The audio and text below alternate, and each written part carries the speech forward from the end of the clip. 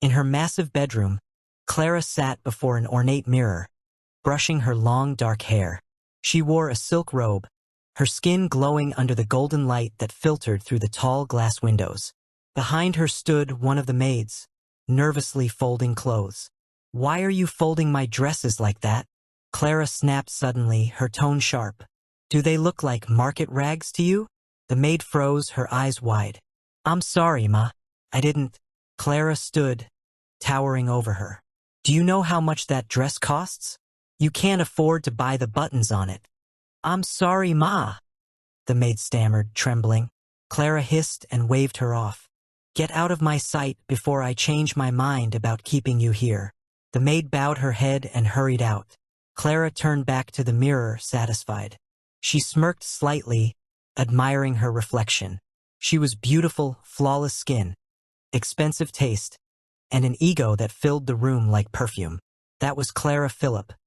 Beautiful, entitled, and terrifyingly unaware of her own cruelty. A knock came at the door. "Come in," Clara said lazily. Her father, William Philip, walked in with his usual aura of power. His agbada shimmered in white and gold, and his wristwatch gleamed under the light. Despite his firm personality, his eyes softened whenever he looked at Clara, his only child, his treasure. "Clara, my dear," he said warmly, "get ready. We're attending a charity event at Rumyokoro this afternoon." She frowned. "Charity event? Daddy, you know I hate those things. Why should I be standing under the sun handing out food to strangers?" William chuckled softly. "Because the press will be there, my dear, and the Philip name must be seen doing good. Just smile for the cameras, shake a few hands, and we'll leave." She rolled her eyes. "You just want to polish your image." He smiled knowingly. "And who better to help me than my beautiful daughter?" Clara sighed dramatically. "Fine, but this is the last time." By noon, a convoy of black SUVs rolled into Rumyokoro Community Center. The crowd erupted with curiosity. Women and children had gathered under the scorching sun, waiting to collect food and relief packages. When Clara stepped out of her car, wearing a tight-fitting designer dress, high heels, and large sunglasses, murmurs rippled through the crowd. "She looks like a movie star," one woman whispered. "She looks like trouble," another muttered. Clara wrinkled her nose at the heat and the dust. "Why does it smell like this here?" she asked her father irritably. William gave her a warning glance. "Clara, please, behave." The program began with a few speeches. Cameras clicked as William spoke about giving back to society and supporting the less privileged. Clara stood beside him, posing elegantly, pretending to care. Then came the distribution of food items. Clara was reluctantly assigned to hand out small bags of rice. She moved with impatience, handing each bag without even looking at the people. Her long nails gleamed under the sun as if they too were disgusted by the work. Then came Janet, a tired-looking woman in her late 40s, with sun-darkened skin and a scarf tied around her head. She looked weak, her face glistening with sweat. She had been standing in the line since morning. When she finally reached Clara, she smiled softly. "Good afternoon, my daughter," Janet said politely. "Please, can I have one bag? My legs are weak." Clara didn't look up. "Wait for your turn like everyone else." "But I've been waiting since dawn," Janet said gently. "Please, my back is paining me." That was all it took. Clara snapped her head up, eyes blazing. "Excuse me? Did you just raise your voice at me?" Janet blinked, startled. "No, I didn't. You people are always so ungrateful," Clara hissed. "We come here to help you, and you act like we owe you something." "Please, my daughter, I didn't mean." The sound echoed through the air. Clara's palm met Janet's cheek with a vicious crack.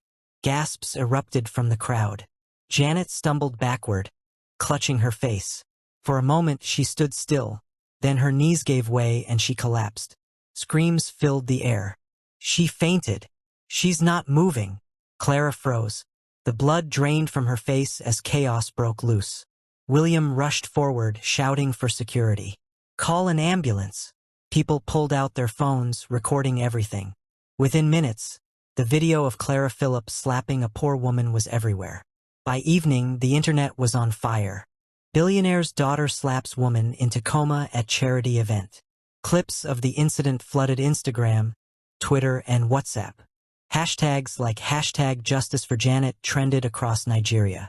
Inside the Philip mansion, tension was suffocating. William sat in his study surrounded by advisors and lawyers. His phone rang nonstop. Clara sat silently on the couch, still in shock. "Daddy," she whispered. "I didn't mean to hurt her. It was just a slap." William turned on her sharply. "A slap that put a woman in coma. Do you know what you've done to my name? To my company?"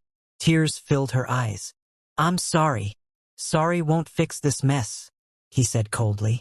"You'll stay indoors. No parties, no social media, nothing. I'll handle the press." He paced the floor. "We'll pay the hospital bills. We'll compensate the family. But Clara, you've destroyed something I spent decades building." She buried her face in her hands and began to cry. At Rivers State University Teaching Hospital, Janet lay unconscious, surrounded by machines. Her son, Henry, sat beside her, holding her hand tightly. Henry was in his late 20s, tall and lean, with grease-stained fingernails from his work at a mechanic workshop in Mile 3. His eyes were swollen from crying. "Please, Mama," he whispered. "You can't leave me like this. You said we'd open that small shop next month. Don't go, Mama. Please." His aunt, Ngozi, placed a hand on his shoulder. "She'll wake up, Henry. God won't let her die like this." Henry clenched his jaw. "If she doesn't, that girl will pay. I swear it." He looked at his mother's still face and felt a rage so deep it burned in his bones. Despite William's efforts to control the narrative, the story refused to die. Protesters gathered outside the hospital with placards demanding justice. #JusticeForJanet grew louder by the hour. William's PR team released a statement. "Miss Clara Philip deeply regrets the unfortunate incident and is cooperating with authorities. The Philip family is covering all medical costs and standing by the victim's family." But the public wasn't buying it. News anchors discussed class privilege. Social media buzzed with anger. Clara became the face of Nigeria's elite arrogance. For the first time in her life, Clara felt something unfamiliar: guilt. She couldn't sleep. Every time she closed her eyes, she saw Janet falling, the sound of the slap echoing like a curse. She tried to eat, but the food turned to sand in her mouth. Her friends called, but she ignored them. The mansion felt like a prison, silent and cold. She wandered to the balcony one night, staring at the Port Harcourt skyline. The lights twinkled beautifully, but she felt nothing. "I didn't mean to," she whispered into the night. "I didn't mean to." 3 days later, Clara did something reckless. She disguised herself, hoodie, face mask, dark glasses, and went to the hospital alone. She walked quietly down the corridor until she reached Janet's room. Seeing her like that, pale, fragile, barely breathing, broke something inside Clara. She whispered, "I'm so sorry." A voice behind her made her freeze. "You shouldn't be here." She turned and saw Henry standing at the door. His eyes were cold, his hands clenched. "You," he said slowly, disbelief and anger twisting his voice. "You have some nerve showing your face here." Clara trembled. "Please, I just wanted to see her." "See her?" he spat. "You've done enough. Do you come here to watch her die too?" Her lips quivered. "I didn't mean to hurt her." "You didn't mean to?" he barked. "You slapped my mother because she asked for food. You rich people think you can buy respect with money and fear." Clara's tears spilled. "Please, I'm sorry. I'll pay for everything." Henry's voice broke with fury. "Keep your money. It won't fix this." He pointed at the door. "Leave before I forget she's still alive." Clara turned slowly and walked out, sobbing quietly. Just as she reached the door, Henry muttered under his breath, his voice shaking, "If my mother dies, I'll never forgive you." Weeks passed. Janet remained in a coma. William continued using his influence to keep the police at bay. But Clara no longer cared about court or reputation.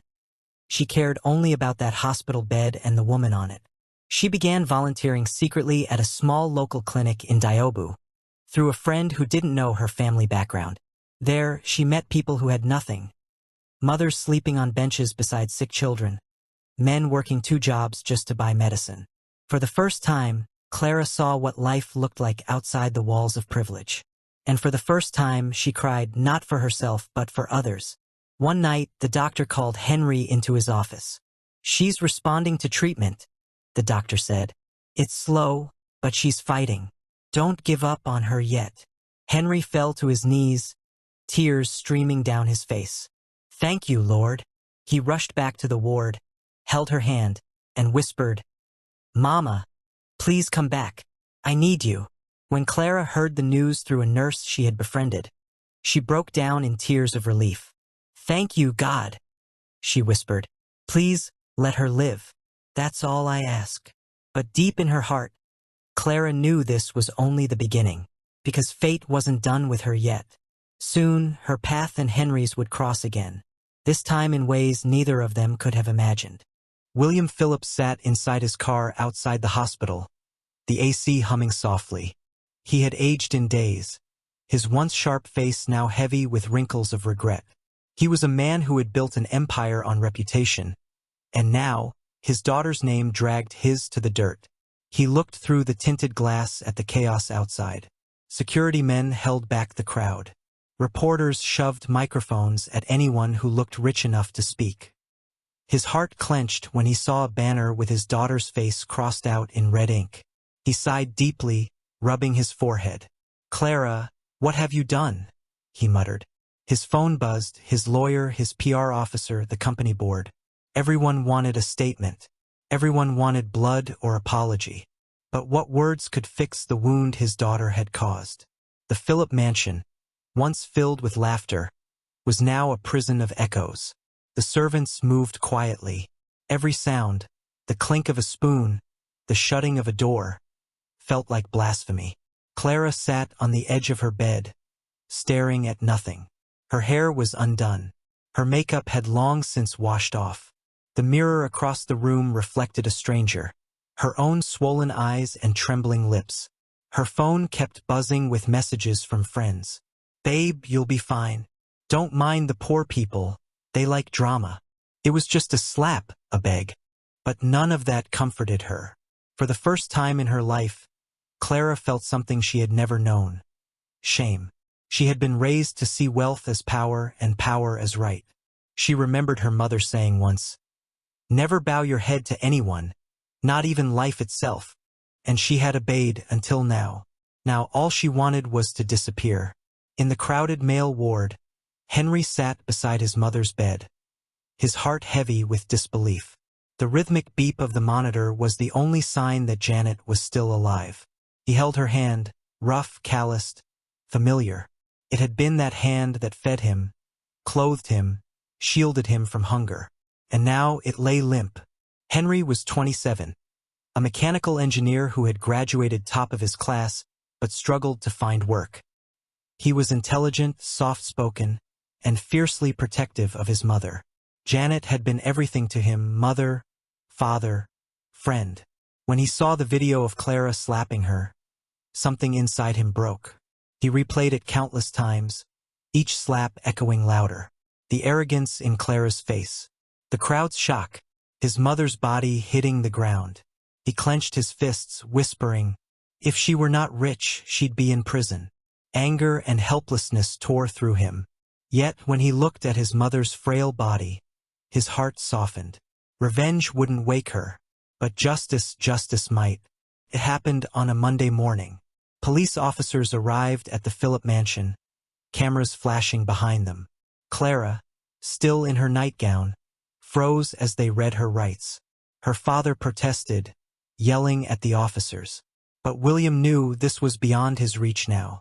The world wanted a spectacle, and his daughter was the villain of the show. The cuffs clicked around Clara's wrists.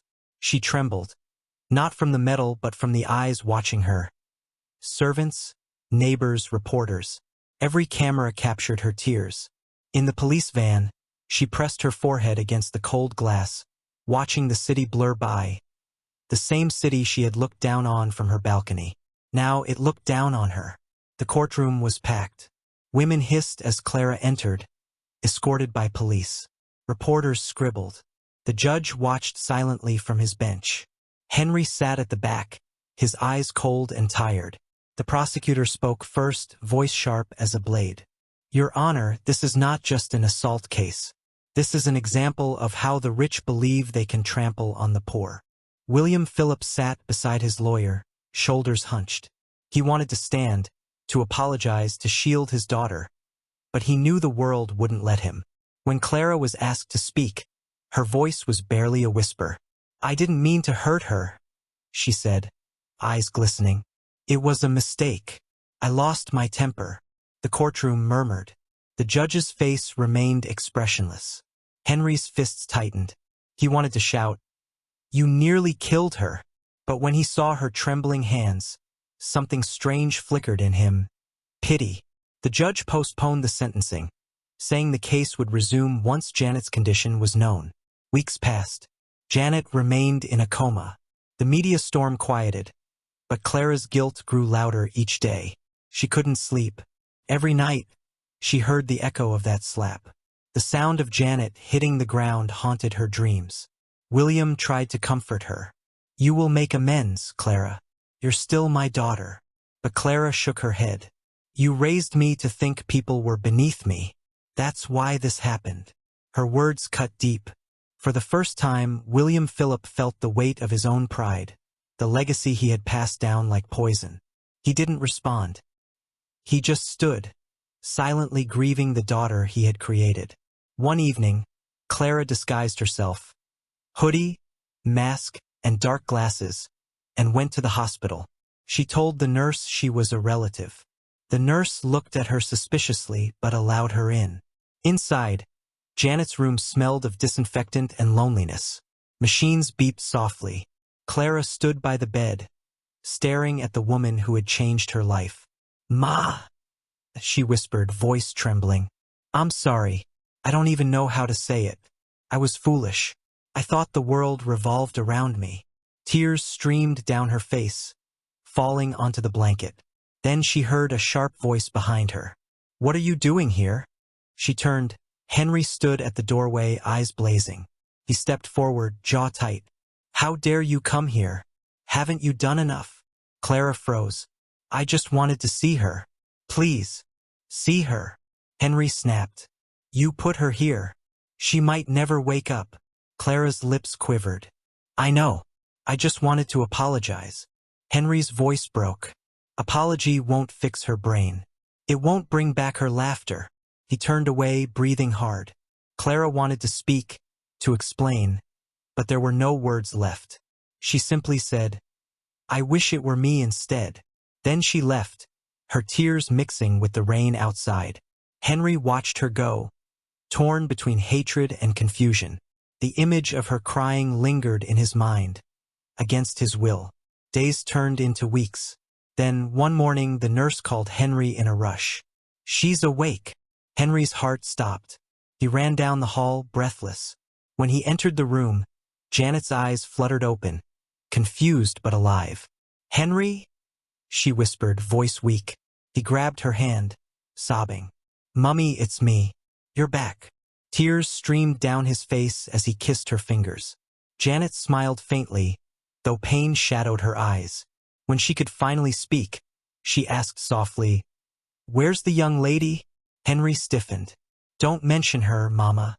Please. She's the reason." "Henry?" Janet interrupted, her voice thin but steady. "Forgive her." He blinked. "What?" "I saw her face before I fainted," Janet whispered. "She was lost. Angry, yes, but empty inside. Don't let her ruin your heart too." Henry couldn't reply. The world had just turned upside down again. News of Janet's recovery spread quickly. The court date was set again. The media wanted drama, but the real story was happening quietly in the hearts of those involved. Clara withdrew from the public eye. She cut her hair, stopped wearing luxury clothes, and began volunteering at a small local clinic under a fake name, Ada. She cleaned floors, helped nurses carry supplies, and listened to people's stories. For the first time, she was invisible and free. William didn't understand at first. "You're my daughter. You don't belong there." But Clara only smiled sadly. Maybe this is where I should have started. When the case resumed, the atmosphere was different. Clara looked thinner, humbler. Henry, sitting beside his mother, watched her carefully.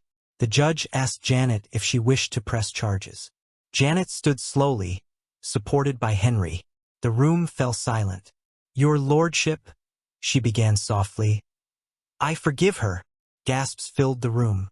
She continued, "I believe God gave me another chance to teach mercy, not revenge. The girl has suffered already. Let her learn." The judge nodded slowly, deeply moved. "Then the court respects your wish." Clara burst into tears, covering her face. She wanted to kneel before Janet, but the older woman stopped her with a gentle smile. "Go and live better," Janet whispered. "That's punishment enough." After the trial, Clara walked out of the courthouse surrounded by cameras, but she didn't care about them anymore. She went straight to Janet and Henry. She knelt before them on the courthouse steps. "I can never repay what I did," she said, voice shaking, "but I'll spend the rest of my life trying to honor it." Henry looked at her, torn. His anger had faded, replaced by something quieter, sorrow, and maybe respect. Janet reached out, placing her hand gently on Clara's head. "Rise, my daughter," she said. "God has already forgiven you.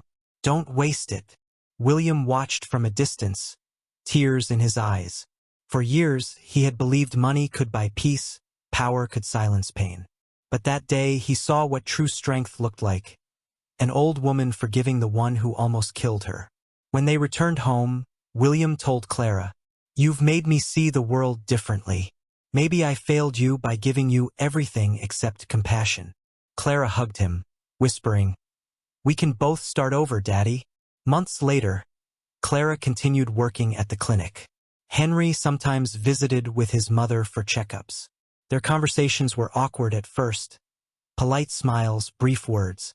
But over time, something gentle began to form between them. A quiet respect, a shared understanding that pain can purify.